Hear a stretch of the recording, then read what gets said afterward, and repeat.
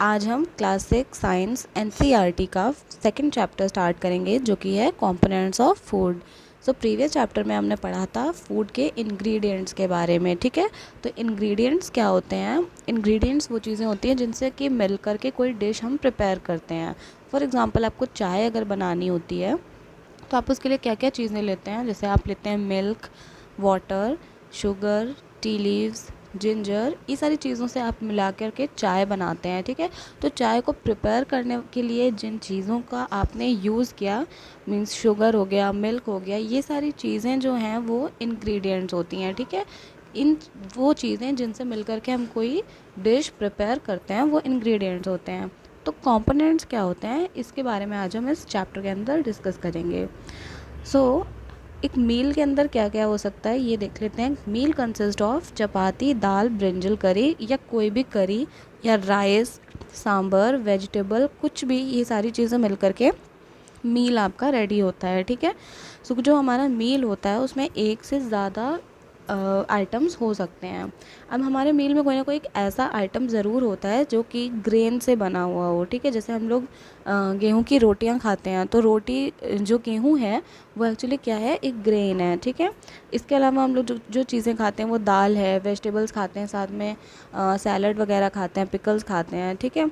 तो इस तरीके से हम लोग बहुत सारी चीज़ें अपने मील में शामिल करते हैं, ठीक है। तो अब यहाँ पर आप देख सकते हैं एक टेबल बनी हुई है जहाँ पर डिफरेंट रीजन के, डिफरेंट स्टेट के कुछ कॉमन मील्स दिए हुए हैं जो कि वहाँ पे डेली यूज़ में लोग मतलब खाते हैं। जैसे हम लोग डेली क्या खाते हैं, दाल, चावल, रोटी, सब्ज़ी, जनरली हमारे घर में यही बनता है।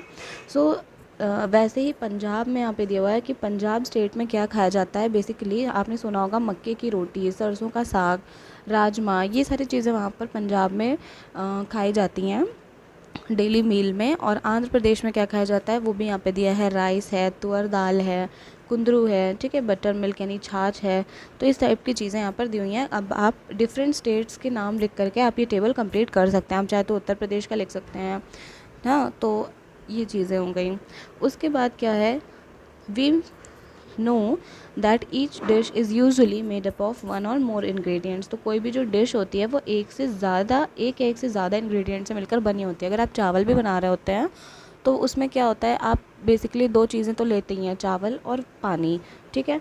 तो एक से ज़्यादा इंग्रेडिएंट से कोई भी डिश बनती है जो कि हमें प्लांट्स या एनिमल से मिलता है। तो उसका जो सोर्स है वो कहीं ना कहीं प्लांट्स और एनिमल्स होते हैं।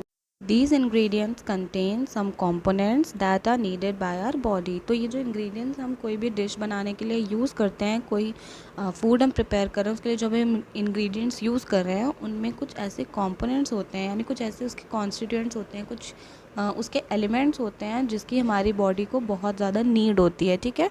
That are needed by our body. तो ऐसे जो कंपोनेंट्स होते हैं, ऐसे जो इंग्रेडिएंट्स के अंदर जो चीज़ें होती हैं उन कंपोनेंट्स को न्यूट्रिएंट्स कहते हैं। न्यूट्रिएंट्स क्या होते हैं, वो पोषक तत्व होते हैं जो हमारे बॉडी को न्यूट्रिशन प्रोवाइड करते हैं, ठीक है। Major nutrients in our food, जो मेन इंपॉर्टेंट चीज़ें जो हमारी फूड में होती हैं वो क्या होती हैं, carbohydrates, proteins, fats, vitamins and minerals. तो ये जो 4-5 चीज़ें हैं ये बहुत ज़्यादा हमारी बॉडी के लिए ज़रूरी होती हैं एक प्रॉपर ग्रोथ के लिए। इसके अलावा इन एडिशन फूड में क्या होना चाहिए, डाइटरी फाइबर्स और वाटर भी हमारी बॉडी के लिए बहुत ज़्यादा इंपॉर्टेंट है। तो ओवरऑल ये वाला जितना भी पैरा है ये आपके एग्ज़ाम पॉइंट ऑफ व्यू से बहुत ज़्यादा इम्पॉर्टेंट है, ठीक है। आगे बढ़ते हैं। Do all food contain all these nutrients, क्या सभी जो भी खाने की चीज़ें हैं उनमें सभी में ये सारे न्यूट्रिएंट्स पाए जाते हैं? तो हम कुछ कुक्ड या रॉ इंग्रेडिएंट्स को लेकर के उसको उसमें चेक कर सकते हैं कि उसमें कौन कौन से न्यूट्रिएंट्स प्रेजेंट हैं, ठीक है। तो टेस्ट जो होते हैं वो कार्बोहाइड्रेट्स, प्रोटीन्स और फैट्स, इन 3 चीज़ों का टेस्ट करना बहुत ही ईजी होता है। ये तीनों न्यूट्रिएंट्स का टेस्ट बहुत आसान होता है। तो देखते हैं इसको कैसे कर सकते हैं। इन टेस्ट के लिए आपको क्या चाहिए है, सोल्यूशन चाहिए, किसका, आयोडीन का, कॉपर सल्फेट का सोल्यूशन और कास्टिक सोडा का। अब ये ऐसी चीज़ें हैं जो आपको कहाँ पर मिल जाएंगी, किसी केमिस्ट की शॉप पर आपको मिल जाएंगी, ठीक है। अगर आपके पास ऐसे सोल्यूशंस नहीं हैं, अगर ऑलरेडी रिक्वायर्ड सोल्यूशन आपके पास नहीं है तो आप ये रेडीमेड फॉर्म में भी अवेलेबल होते हैं, इसको आप परचेज़ भी कर सकते हैं कहीं से भी, ठीक है। तो अब देखते हैं यहाँ पर जैसे कि आयोडीन का सोल्यूशन है तो इसके लिए हमें क्या चाहिए होगा, किसी भी आप केमिस्ट शॉप से टिंक्चर आयोडीन परचेज़ कर लीजिए एक टेस्ट ट्यूब में टिंचर आयोडीन के कुछ ड्रॉप्स डालिए, साथ में उसको वाटर उसमें फिल कर दीजिए, तो क्या बन जाएगा, डाइल्यूट सोल्यूशन बन जाएगा आयोडीन का, ठीक है। इसी तरीके से कॉपर सल्फेट सोल्यूशन बनाना है तो 2 ग्राम आपको 2 ग्राम कम से कम कॉपर सल्फेट चाहिए और 100 ml वाटर उसमें मिला करके कॉपर सल्फेट सोल्यूशन प्रिपेयर हो जाएगा। कास्टिक सोडा का सोल्यूशन बनाने के लिए 10 ग्राम्स चाहिए कास्टिक सोडा और 100 ml आपको चाहिए वाटर। तो इस तरीके से ये 2-3 सोल्यूशंस आपके प्रिपेयर हो जाएंगे। अब आपको जब स्टार्च का टेस्ट करना है तो कैसे पता चलेगा कि जो भी फूड आइटम हम खा रहे हैं उसमें स्टार्च है या नहीं। इस चीज़ को चेक करने के लिए क्या करते हैं, आपको लेना है जो भी रिक्वायर्ड फूड आइटम आपके पास है, कोई भी रॉ इंग्रेडिएंट है उस थोड़ा सा आपको ले लेना है। अब जैसे कि आप देख सकते हैं यहाँ पर ये बच्चे हैं, इन्होंने लिया है पटैटो, ठीक है। इन्होंने पटैटो को हाफ कट किया और उसमें इन्होंने क्या किया, आयोडीन सोल्यूशन डाल दिया, ठीक है। आयोडीन सोल्यूशन डालने से क्या होता है, देखिए, did it turn blue black, ठीक है। तो अगर ब्लू ब्लैक कलर आ जाता है किसी इंग्रेडिएंट पर आयोडीन सोल्यूशन डालने पर, तो वो क्या इंडिकेट करता है कि इस पर्टिकुलर फूड आइटम में स्टार्च प्रेजेंट है, ठीक है। अगर पोटैटो में आप आयोडीन का टेस्ट स्टार्च का टेस्ट करते हैं और आयोडीन सोल्यूशन उसमें डालते हैं तो उसका कलर ब्लू ब्लैक अगर आ जाता है तो ये इंडिकेट करता है कि जो पोटैटो है उसमें स्टार्च होता है, ठीक है। तो इसी तरीके से आप अदर फूड आइटम्स पर भी स्टार्च का टेस्ट करके ये पता लगा सकते हैं कि उसमें स्टार्च प्रेजेंट है या नहीं। अब प्रोटीन का टेस्ट करने के लिए आपको क्या करना है, आपको फूड आइटम लेना है बहुत ही स्मॉल क्वांटिटी में, उसके बाद आपको उसका पेस्ट या पाउडर बनाना है। जो भी हम जिस भी चीज़ का प्रोटीन टेस्ट हमें करना है वो हमें पाउडरी फॉर्म में चाहिए या तो फिर पेस्ट फॉर्म में चाहिए, तो उसको हम ग्राइंड कर लेंगे या मैश कर लेंगे जो भी हमें फूड आइटम का टेस्ट करना है। अब उसको एक टेस्ट ट्यूब में डाल के उसमें वाटर डालेंगे और शेक करेंगे और ड्रॉपर की हेल्प से, ये जो इस बच्चे ने ले रखा है ये ड्रॉपर है, ठीक है। तो ड्रॉपर की हेल्प से इसमें हम क्या डालेंगे, 10 ड्रॉप्स ऑफ कास्टिक सोडा डाल करके हम प्रोटीन का टेस्ट कर सकते हैं, ठीक है। तो ये बच्चे ने देखिए लिया हुआ है कास्टिक सोडा, इसको हम डाल देंगे, टेस्ट ट्यूब को शेक करेंगे और उसके बाद अगर वॉयलेट कलर शो करता है, अगर किसी भी फूड आइटम में कास्टिक सोडा और वाटर डालने पर वॉयलेट कलर शो करता है तो वो ये इंडिकेट करता है कि उस फूड आइटम में प्रोटीन प्रेजेंट है, ठीक है। तो इस तरह से क्या आप डिफरेंट चीज़ों का टेस्ट कर सकते हैं, पता लगा सकते हैं कि किस चीज़ में प्रोटीन है, किस चीज़ में स्टार्च है। इस तरह से डिफरेंट चीज़ें यहाँ पर आप देख सकते हैं, फूड आइटम्स दिए हुए हैं, ग्राउंडनट हो गया, कुक्ड राइस है, कोकोनट है, ठीक है, कुक्ड दाल है। तो इनमें आप चेक कर सकते हैं कि कैसे हम इसमें पता लगा सकते हैं कि प्रोटीन है या स्टार्च है, ठीक है। फैट्स के लिए क्या करते हैं, फैट्स का टेस्ट करना बहुत ही सिंपल है।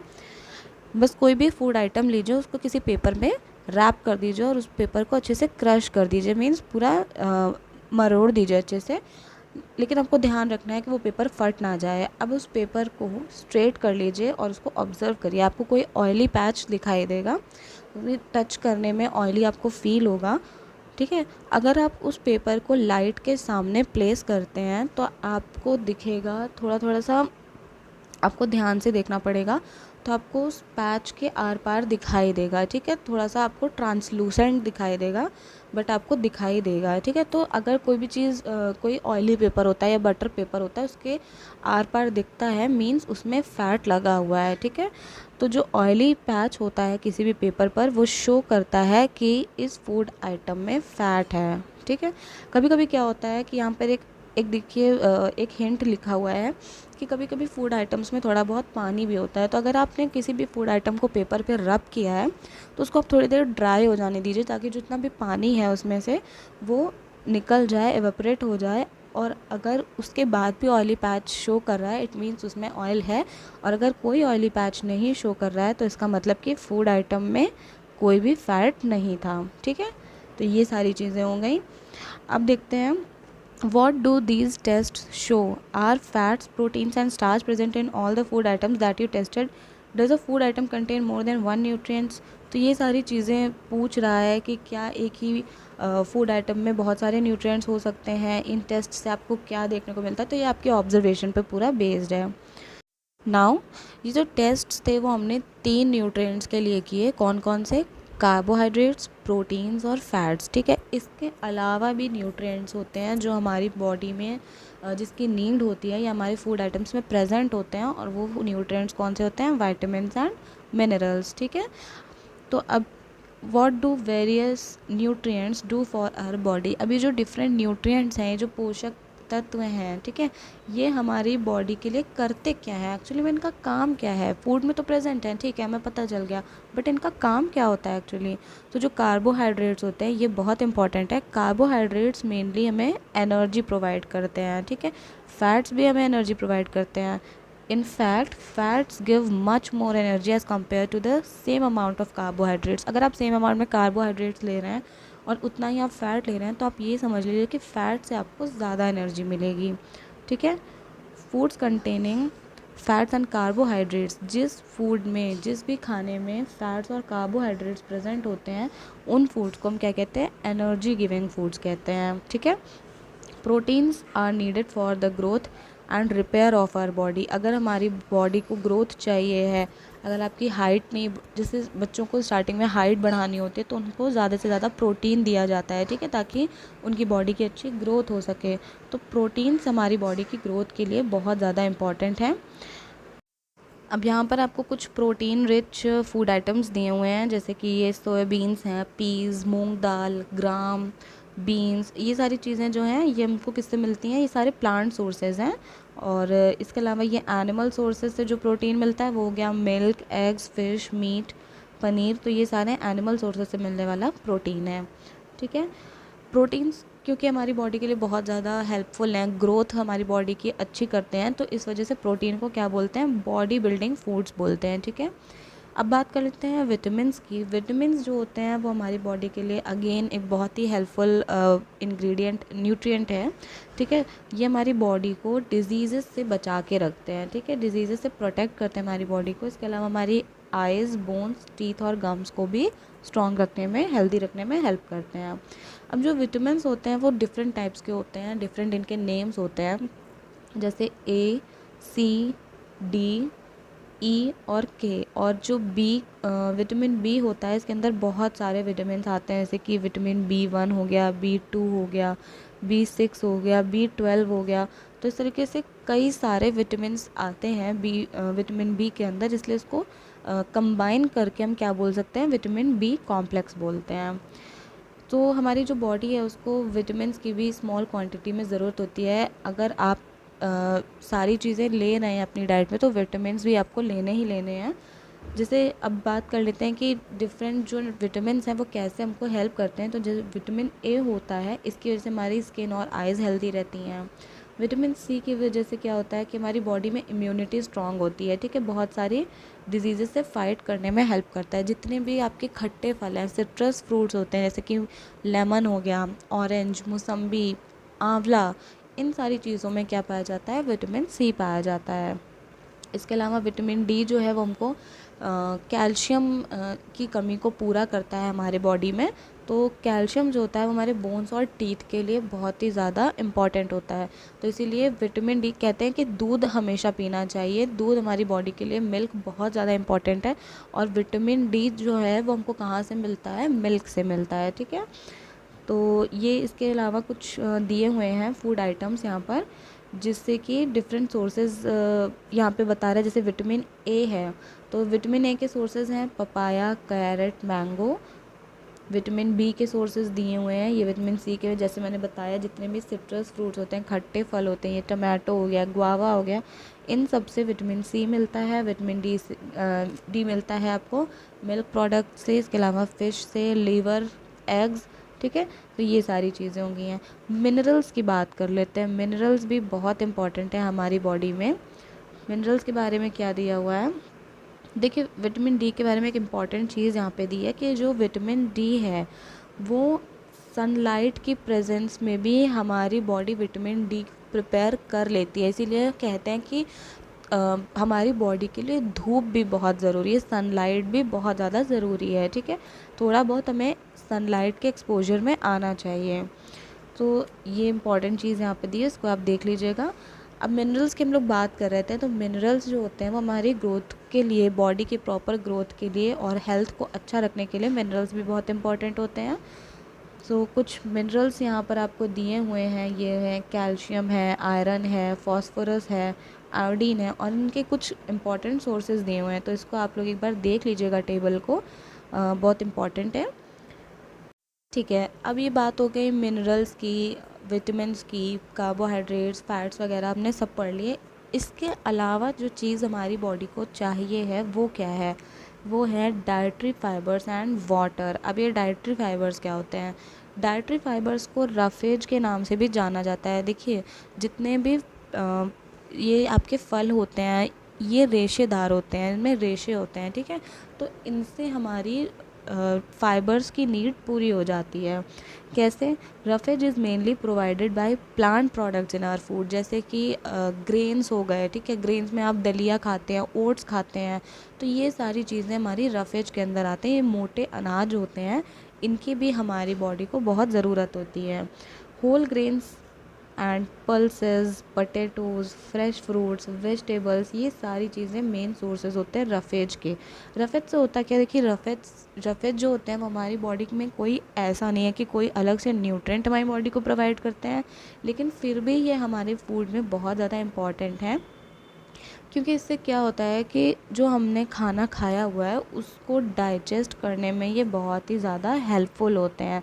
जितना भी अनडाइजेस्टेड फूड है आपकी इंटेस्टाइन्स वगैरह में जाके चिपक जाता है, तो अगर आप रफेज खाते हैं, रफेज लेते हैं अपनी डाइट में, तो उसकी वजह से जितना भी फूड या मटेरियल जो भी आपकी इंटेस्टाइन में चिपका हुआ है वो इसके साथ में निकल जाता है, डाइजेस्ट हो जाता है, ठीक है। इसीलिए रफेज भी हमारी डाइट में होना रफेज का बहुत ज़्यादा इम्पॉर्टेंट है।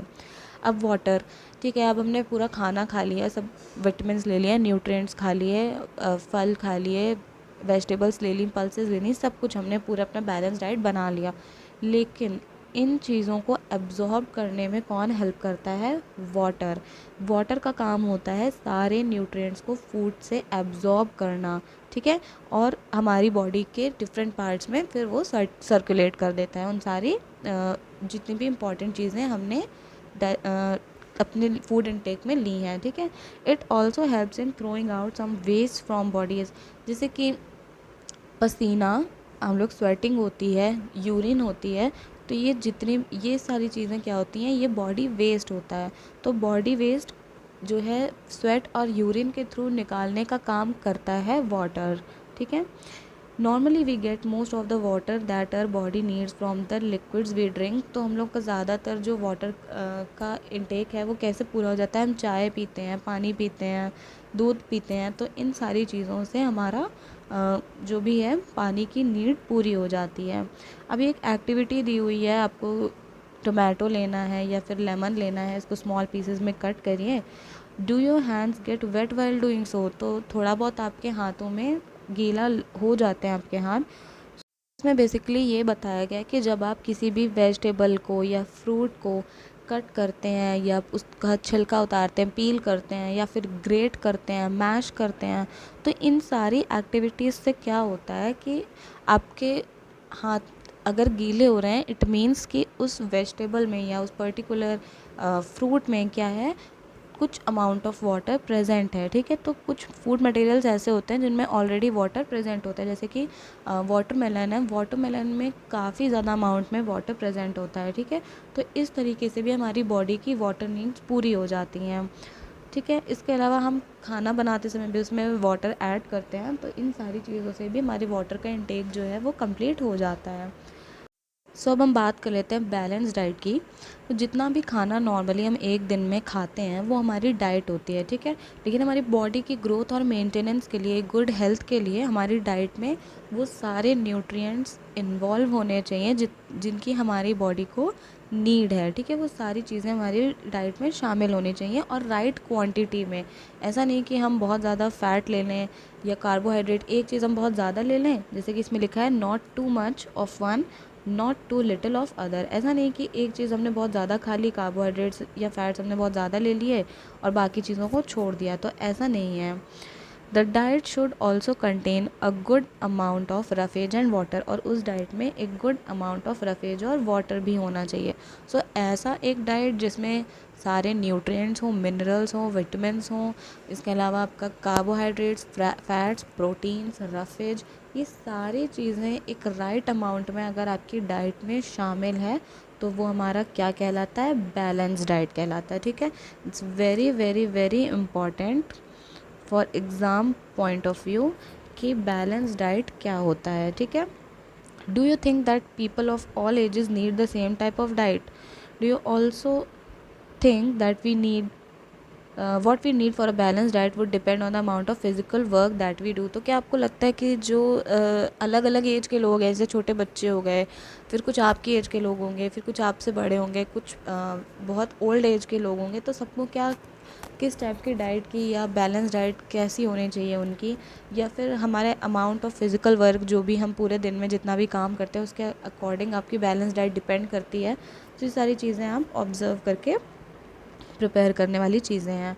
ठीक है, pulses, groundnut, soybean, sprouted seeds, fermented foods यानी कि जो चीज़ें फर्मेंट करके या थोड़ा सड़ा करके बनती हैं, जैसे कि जो इडली है उसमें क्या करते हैं, चावल को एक दिन पूरा उसको सोक करके रखते हैं, उसको फर्मेंट करते हैं। ठीक है, तो ये सारी चीज़ें जो होती हैं वो फर्मेंटेड फूड्स होते हैं। Combination of flours, missi roti, thepla, made from cereals and pulses, banana, spinach, sattu, jaggery means good, available vegetables and other foods provide many nutrients.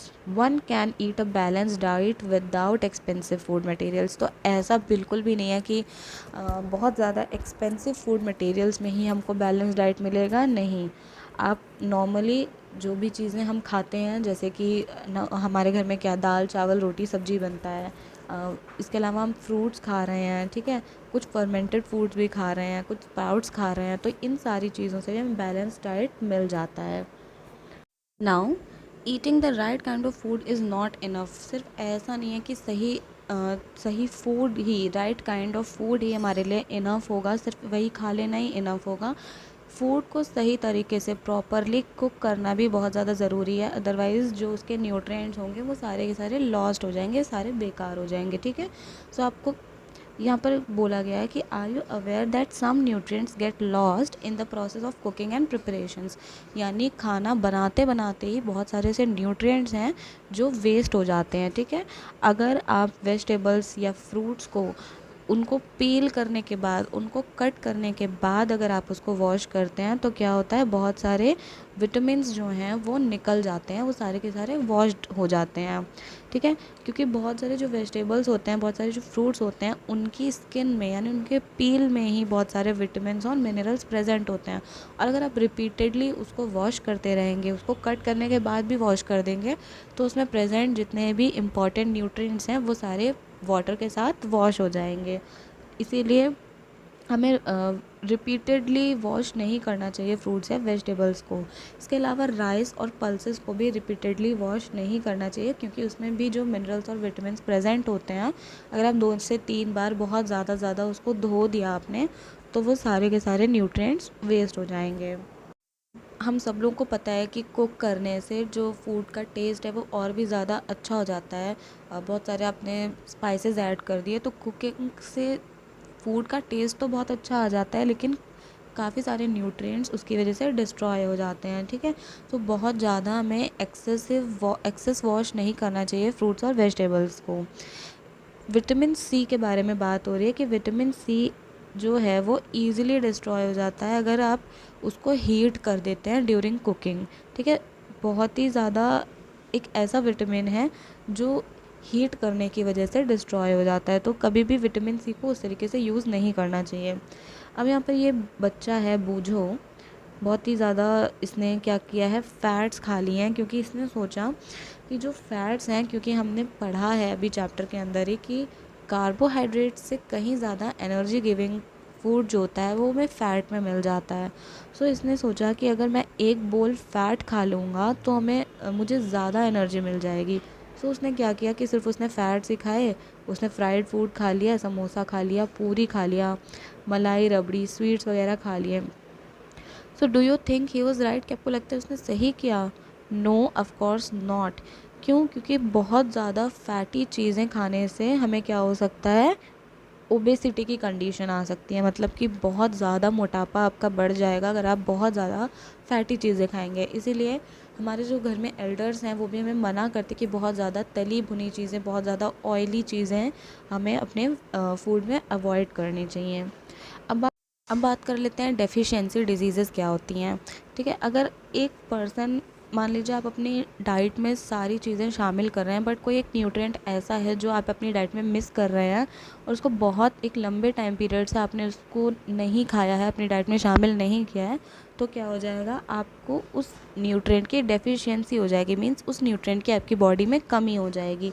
अब अगर एक या एक से ज़्यादा न्यूट्रिएंट्स की आपकी बॉडी में डेफिशिएंसी हो गई, मीन्स एक या एक से ज़्यादा न्यूट्रिएंट्स की कमी आपकी बॉडी में हो गई, तो इसकी वजह से आपकी बॉडी में कोई ना कोई डिसऑर्डर ज़रूर आ जाएगा। मीन्स आपको कोई ना कोई डिज़ीज़ फेस करनी पड़ेगी। ठीक है, सो जो डिजीज़ेज़ किसी न्यूट्रिएंट्स की कमी की वजह से आपकी बॉडी में अकर होती हैं, अगर कोई लंबे समय से ऐसा न्यूट्रिएंट है जो आप अपनी डाइट में शामिल नहीं कर रहे हैं और उसकी वजह से, उसकी डेफिशिएंसी की वजह से कोई डिज़ीज़ आपको हो गई है, तो उस डिज़ीज़ को कहा जाएगा डेफिशिएंसी डिजीज़ेज़। ठीक है, किसी न्यूट्रिएंट की कमी की वजह से आपकी बॉडी में अगर कोई डिज़ीज़ आ जाती है, कोई आपको बीमारी हो जाती है, तो वो हो जाती है डेफिशिएंसी डिजीज़।